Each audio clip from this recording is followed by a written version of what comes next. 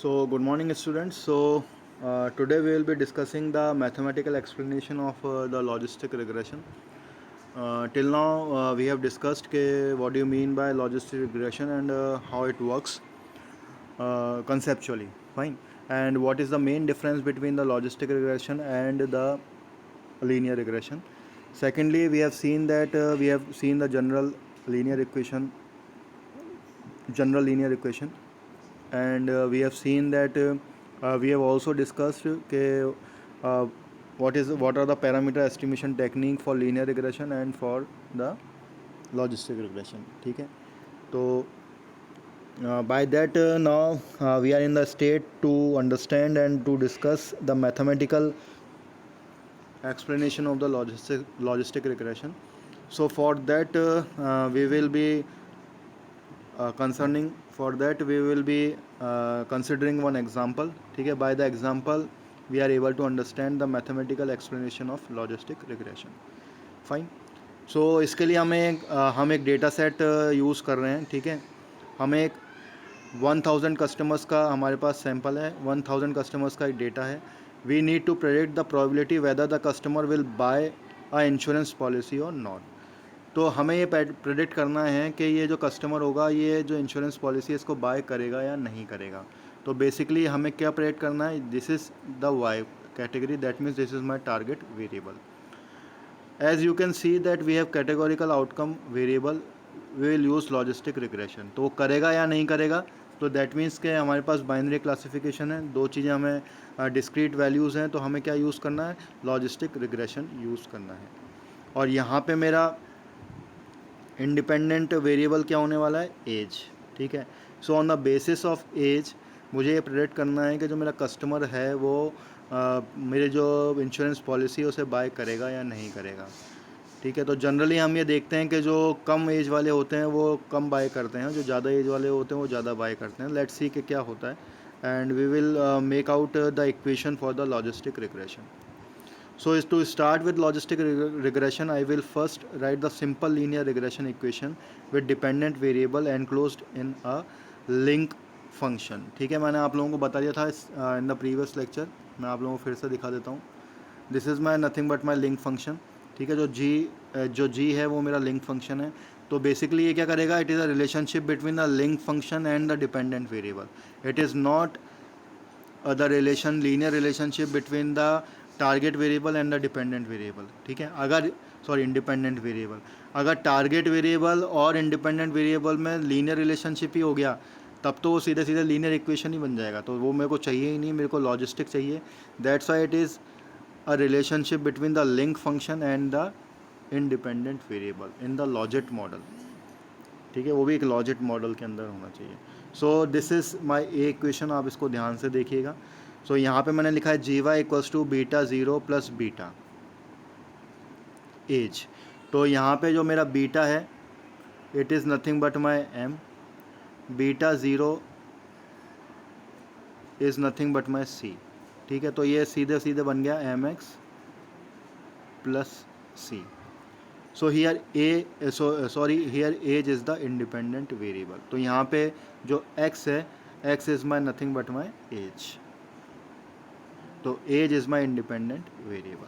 So isn't it so, I hope के you understand the equation. So now let's move on. अब हम बहुत ही धीरे धीरे एक एक इक्वेशन को समझेंगे और अब हम इसी इक्वेशन को यूज़ करते हुए इसको सिग्मॉइड फंक्शन में चेंज करेंगे, लॉजिट फंक्शन में चेंज करेंगे, या मैं कहूँ कि एक्टिवेशन फंक्शन में चेंज करेंगे. सो यू सी कि हम किस तरीके से करेंगे. तो सबसे पहले हमने क्या करा है, y is equal to M X plus C रखा है और y को हमने किसके अंदर डाल दिया है, g के अंदर. जो g क्या है, लिंक फंक्शन है. लिंक फंक्शन क्या करेगा, टारगेट वेरिएबल और माई इंडिपेंडेंट वेरिएबल के बीच में रिलेशनशिप को शो करेगा, ना कि लीनियर रिलेशनशिप को शो करेगा. Fine. So now let's move on to the next slide. Now let's see. In the logistic regression, we only concern about the probability of the outcome dependent variable. ठीक है, तो मेरा जो dependent variable है, मतलब y जो variable है, या मैं टारगेट वेरिएबल की बात करूँ, सिर्फ मैं उसकी प्रोबेबिलिटी आउटकम पर डिपेंड करूँगा. मतलब या तो वो सक्सेस होगा या फिर वो फेलियर होगा. मेरे को सिर्फ दो ही कैटेगोरिकल आउटपुट्स चाहिए of my target variable. As described above G is the link function. So this function is establish using two things. ठीक है, अब ये फंक्शन किस तरीके से होगा, एस्टेब्लिश दो तरीके से होगा, प्रोबेबिलिटी ऑफ द सक्सेस और the probability of the failure. तो प्रोबेबिलिटी ऑफ द सक्सेस क्या होनी चाहिए, मेरी पी होनी चाहिए, और जब मैं इसको 1 से माइनस कर दूंगा, मतलब 1 माइनस पी कर दूंगा, तो ये बन जाएगी क्या, मेरी probability of failure. So P should be meet following criteria. तो पी के दो क्राइटेरिया होने चाहिए. It must be positive. ठीक है, मतलब पॉजिटिव का मतलब या तो वो ज़ीरो के बराबर हो या ज़्यादा हो. It must always be less than equal to 1. ठीक है, तो P की मेरी दो कंडीशंस बन गई. एक तो ये होनी चाहिए कि P is greater than equal to zero, या फिर P will be lesser than equal to zero. ठीक है, अब इसके बीच में वो कोई भी वैल्यू हो सकती है. वो 0.1 भी हो सकती है, 0.2 भी हो सकती है, 0.5 भी हो सकती है, 0.75 भी हो सकती है.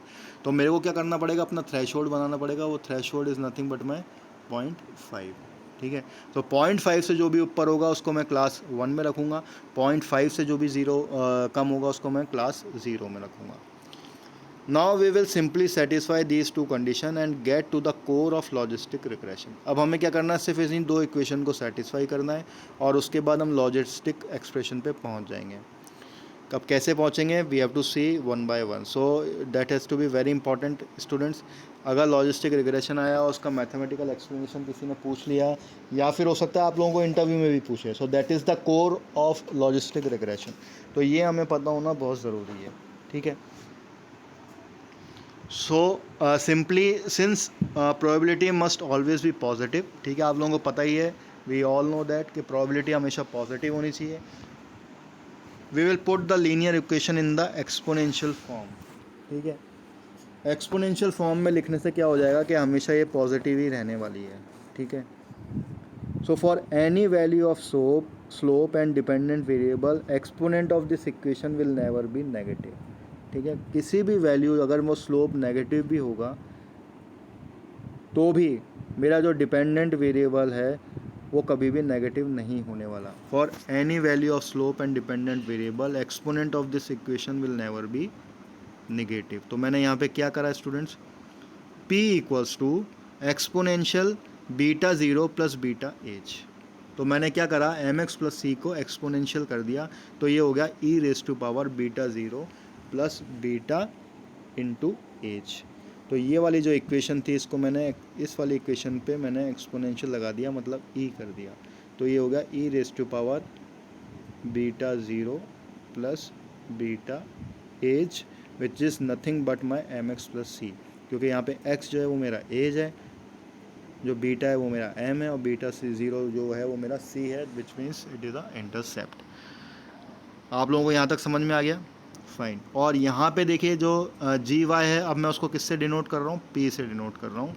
ठीक है, so we will denote g function to establish the link function. We will denote g function with the p initially and eventually end up driving this function.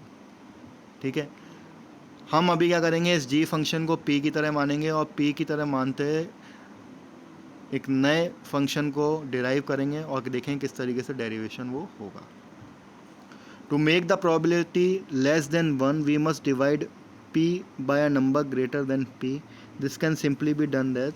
तो मैंने यहाँ पे लिख दिया p equals to exponential beta zero plus beta H, ये तो as it is आ गया, divided by exponential beta zero plus beta H plus 1.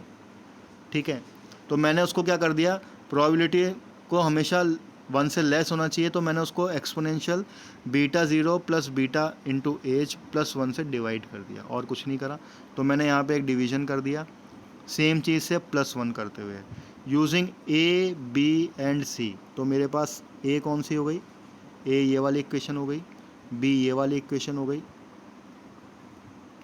देखिए a ये वाली इक्वेशन है मेरी, b मेरी ये वाली इक्वेशन है, और c मेरी ये वाली इक्वेशन है. We can redefine the probability as p equals to e raise to power y divided by 1 plus e raise to power y. क्योंकि जो एक्सपोनेंशियल को आप हटा दें और beta zero plus beta as, तो ये क्या है मेरा, मैं आपको बार बार यही बोल रहा हूँ, it is nothing but my mx plus C. तो mx प्लस सी क्या है मेरा, y है, so y is nothing but my x function. मैं इसको ऐसे भी लिख सकता हूँ x function equals to y। तो मैंने क्या करा कि जो ये बीटा ज़ीरो और बीटा एज है, मतलब beta zero plus beta into age जो है उसको रिप्लेस कर दिया किससे, y से। ठीक है, this is nothing but my logit function. ठीक है, और जब मैं इसका लॉग ले लूँगा तब आपका इसका दूसरा वैल्यू आ जाएगा। So this is my sigmoid function which is nothing but p equals to E raise to power Y divided by 1 plus E raise to power Y. ठीक है, अब आपको समझ में आ गया होगा किस तरीके से मैंने इसी इक्वेशन को यूज़ करते हुए, लीनियर इक्वेशन के रिसोर्सेज को ही यूज़ करते हुए लॉजिस्टिक रिग्रेशन के लिए मैंने एक इक्वेशन बना के रख दी which is nothing but my logit function where p is the probability of success. If the p is the probability of success, p minus 1 will be probability of failure, which can be written as q equals to 1 minus p। तो q जो होगा, तो यहाँ पे probability of success मतलब 1, वो तो मेरा p है, और probability of failure है वो मेरा 1 minus p है। ठीक है, वो मेरा किससे डिनोट होगा, q से। तो q equals to 1 minus P. अब जब 1 माइनस पी कर दिया तो दैट विल बिकम्स, p की वैल्यू मैं यहाँ पे डाल दूंगा तो 1 minus E raise to power Y divided by 1 plus E raise to power Y. तो this will be my equation E. तो मैंने कुछ भी नहीं करा, मैंने क्या करा, पहले प्रोबेबिलिटी ऑफ सक्सेस निकाल ली, उसके बाद प्रोबेबिलिटी ऑफ फेलियर निकाल लिया। Probability of success is nothing but my 1 E raise to power Y divided by 1 plus E raise to power Y, और प्रोबेबिलिटी ऑफ फेलियर इसको डिनोट किया मैंने q से which is nothing but 1 minus P. तो उसको मैंने denote कर दिया 1 minus E raise to power Y divided by 1 plus E raise to power Y. So this is my equation of failure, sorry probability of failure. ठीक है, on dividing d and e, अब आप देखिएगा, अब मैंने क्या करा, d और e को डिवाइड कर दिया तो we get what, p upon 1 plus E. तो जब मैं p अपॉन 1 प्लस ई कर रहा हूँ तो मैं p की जब वैल्यू इसमें पुट कर दूंगा तो वो दोनों आपस में कैंसिल हो जाएंगे, and what I get is nothing but E raise to power Y. और जब मैं E raise to power Y ले लूँगा और दोनों तरफ मैं लॉग ले लूँगा तो मैं क्या पाऊँगा यहाँ पे, p upon 1 plus P log of p upon 1 plus P, और what I am getting is y, and that's what I want. मेरा टारगेट वेरिएबल क्या है, y है, और y मेरे को यहाँ पे मिल गया, और वो nothing is it is but log p upon 1 plus P. तो आपने देखा यहाँ पे किस तरीके से मैंने लीनियर रिग्रेशन की इक्वेशन को यूज़ करते हुए प्रोबेबिलिटी ऑफ, सबसे पहले मैंने प्रोबेबिलिटी ऑफ सक्सेस निकाला, फिर उसके बाद प्रोबेबिलिटी ऑफ फेलियर निकाला, फिर उन दोनों को डिवाइड कर दिया, मेरे पास आ गया ई रेस टू पावर वाई, यही मुझे चाहिए था। तो मैंने उसका क्या कर दिया, लॉग लगा दिया, लॉग लगाने के बाद हो गया वो log p upon 1 plus P, and इधर मेरे पास ईलर्स जो कॉन्स्टेंट था वो कैंसिल हो गया और मेरे पास आ गया y। That's what I want, this is my nothing but my target variable. तो एक बार फिर से हम इसका एक्सप्लेनेशन देख लेते हैं। तो बेसिकली मैंने क्या करा है यहाँ पे, मैंने एक एग्जांपल लिया है जिसमें कि मैंने ये देखा है कि मैं 1000 कस्टमर्स का सैंपल ले रहा हूँ। Sample is nothing but the data set students. ठीक है, मैंने 1000 कस्टमर्स का डेटा सेट लिया है। So according to their age मैं ये प्रेडिक्ट करना चाह रहा हूँ कि वो ये पॉलिसी लेंगे कि नहीं लेंगे। ठीक है, तो एज जो होगा वो मेरा इंडिपेंडेंट वेरिएबल होगा, और वो लेंगे या नहीं लेंगे वो मेरा डिपेंडेंट वेरिएबल होगा which is nothing but my Y, और या फिर मैं कहूँ कि वो मेरा टारगेट वेरिएबल होगा। तो इसको यूज़ करते हुए मुझे सिग्मॉइड फंक्शन डिराइव करना है, या फिर मैं कहूँ लॉजिट फंक्शन डिराइव करना है, और उसके बाद मुझे एक इक्वेशन निकालनी है, और उसके लिए मुझे क्या करना है, लिंक फंक्शन को यूज़ करना है which is nothing but denoted by G. तो मैंने यहाँ पे लिख दिया G Y equals to beta zero plus beta age. ठीक है, एज मेरा यहाँ पे इंडिपेंडेंट वेरिएबल है। अब उसके बाद मेरे पास दो कंडीशंस आएंगी, एक तो आएगा प्रोबेबिलिटी ऑफ सक्सेस, दूसरा आएगा प्रोबेबिलिटी ऑफ फेलियर। तो प्रोबेबिलिटी ऑफ सक्सेस के अंदर क्या होगा, इट शुड बी पॉजिटिव। दो कंडीशन होनी चाहिए, या तो वो ग्रेटर दैन इक्वल टू 0 हो या फिर लेसर दैन इक्वल टू 1 हो। ठीक है, अब इन्हीं दोनों कंडीशंस को यूज़ करते मुझे करना है। तो सबसे पहले मैंने क्या करा, लिंक फंक्शन को p से डिनोट किया जिससे कि ज़्यादा कन्फ्यूजन नहीं हो। तो मैंने लिख दिया p इक्वल्स, और मुझे अब हमेशा पॉजिटिव ही चाहिए, मतलब नेगेटिव वैल्यू नहीं चाहिए। तो किस तरीके से होगा वो, जब मैं उसको एक्सपोनेंशियल कर दूंगा, तो जब मैं उसको एक्सपोनेंशियल कर दूंगा तो एक्सपोनेंट बना दूंगा, तो जो भी मैं वैल्यू उसके अंदर डालूंगा चाहे वो नेगेटिव भी होगी वो उसको पॉजिटिव कर देगा। So that is the beauty of mathematics. ठीक है, so p equals to exponential beta plus beta into age, और इसका डिनोट कर दिया मैंने E raise to power beta plus beta into age. So beta 0 plus beta into age is nothing but my M X plus C, जो मैं आपको पहले ही बता चुका हूँ। उसके बाद to make the probability less than 1 we must divide P by a by a number greater than P. अब जब प्रोबेबिलिटी को लेसर देन 1 करना है तो मुझे एक नंबर जो कि पी से बड़ा हो उससे इसको डिवाइड करना पड़ेगा। तो मैंने क्या करा, इसको exponential beta 0 plus beta A मतलब E raise to power beta 0 plus beta into H plus 1 से डिवाइड कर दिया। और उसको जब मैंने दोबारा रीडिफाइन कर दिया तो वो बन गया P equals to E raise to power Y divided by 1 plus E raise to power Y. This is my P जो मैंने यहाँ निकाला है, it is nothing but my probability of success. और दिस इज़ जो डी है, this D equation जो मैंने निकाली it is nothing but my logit function. इसको मैं सिग्मॉइड फंक्शन भी बोलता हूँ, इसको मैं एक्टिवेशन फंक्शन भी बोलता हूँ। उसके बाद if P is the probability of success, P minus 1 will be the probability of failure. तो मैं उसको इस तरीके से लिखूँगा, Q से डिनोट करूँगा मैं प्रोबेबिलिटी ऑफ फेलियर को और 1 माइनस पी लिख दूँगा। वैल्यू पुट कर दूँगा तो 1 minus E raise to power Y divided by 1 plus E raise to power Y आ जाएगा। ठीक है, और जब मैं डी और ई इक्वेशन को डिवाइड करूँगा तो मेरे पास आ जाएगा P divided by 1 plus P. ठीक है, और equals to E raise to power Y. अब जब मैं दोनों साइड लॉग ले लूँगा तो बन जाएगा log P upon 1 minus P और यहाँ पे बन गया y। So y is nothing but my target variable और इसी को मेरे को प्रेडिक्ट करना है, यही मेरा आउटकम होने वाला है। तो मेरा फॉर्मूला निकल के आ गया log P upon 1 minus P. Fine, so in this way we can explain the mathematical procedure of the logistic regression supervise machine learning technique. So I hope कि आप लोगों को इसका मैथमेटिकल एक्सप्लेनेशन समझ में आ गया। सो इन यूनिवर्सिटी एग्ज़ाम अगर आप लोगों के पास डायरेक्ट क्वेश्चन आता है कि एक्सप्लेन लॉजिस्टिक रिग्रेशन, तो आप थ्योरी के साथ साथ इस चीज़ को भी समझाएं, साथ साथ में आप डिफरेंस भी समझाएं, what is the difference between the logistic and the linear regression, और किस तरीके से हम लिंक फंक्शन को यूज़ करते हुए लीनियर रिग्रेशन के ही रिसोर्सेज को यूज़ करते हुए लॉजिट फंक्शन को डिराइव कर सकते हैं। So that is the beauty of mathematics. Fine, so now let's move on to the next slide.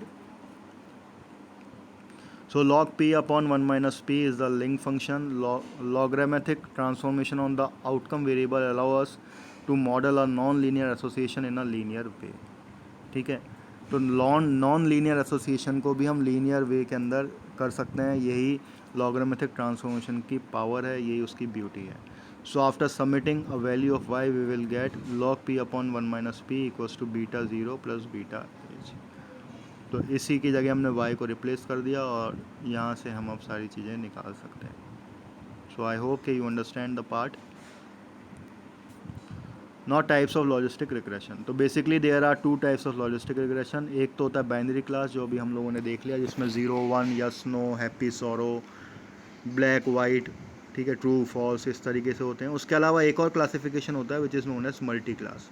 क्या होता है कि रियल वर्ल्ड डेटा में स्टूडेंट्स हमारे पास मल्टी क्लास क्लासिफिकेशन भी आते हैं, ठीक है, जैसे कि in which features input features can be more than 2। Like for example there are 5 political parties, जैसे कि अगर मेरे को मान लीजिए एग्जिट पोल करना है या फिर इलेक्शन का प्रेडिक्शन करना है।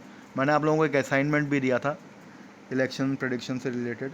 आपको बताना था कि डोनाल्ड ट्रंप का इलेक्शन जो था उसमें प्रेडिक्शन टेक्निक यूज़ की गई थी, वो किसने की थी और क्या था वो स्कैम, आपको ये मुझे बताना था, लेकिन अभी तक I haven't get the reply from any of you. ठीक है, किस कंपनी ने डेटा लीक किया था और किस तरीके से वो स्कैम हुआ था।